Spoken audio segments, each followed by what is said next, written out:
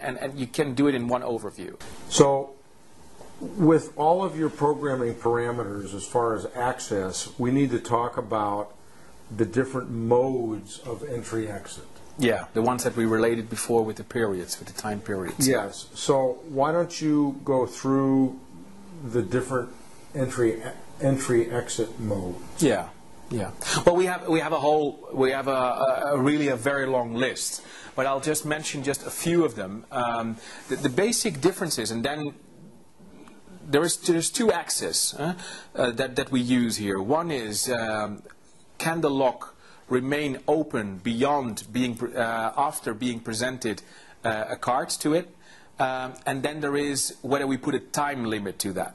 So very useful and very so modes that people use a lot are, for instance, what we call the office mode or the passage mode, which basically gives users the possibility, users that have access to a certain door, give them the possibility of then afterwards leaving that door open, so that it just becomes a handle set during a certain period of time. Of course, you have to be a user that has authorization to do so and to put that door into such a mode.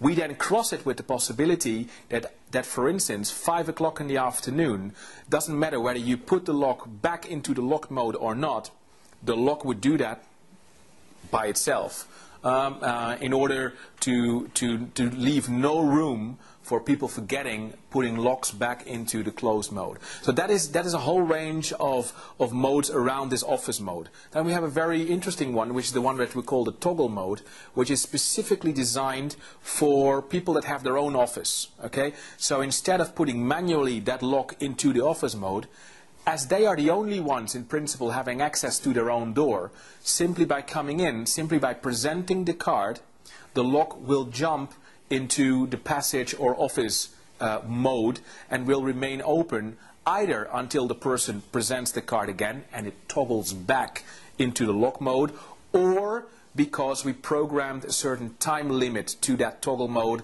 and somewhere in the afternoon the lock locks back. And then we have all kinds of combinations. Then on the wall reader, so on the online part, we can combine it with PIN codes and stuff like that for double authentication, where we say during the day maybe we don't need double authentication, we call it during the period of social control.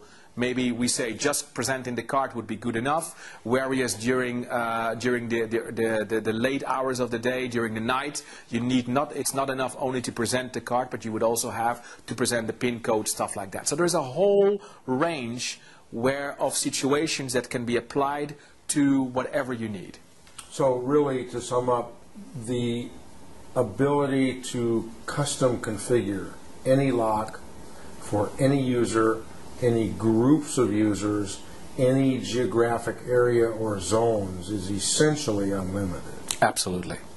And which therein lies the real difference between mechanical locks invented 500 years ago, for the most part, to the new electronic locks. Absolutely. So now we'll move on to specific hardware and move into your display area. Okay. Talk about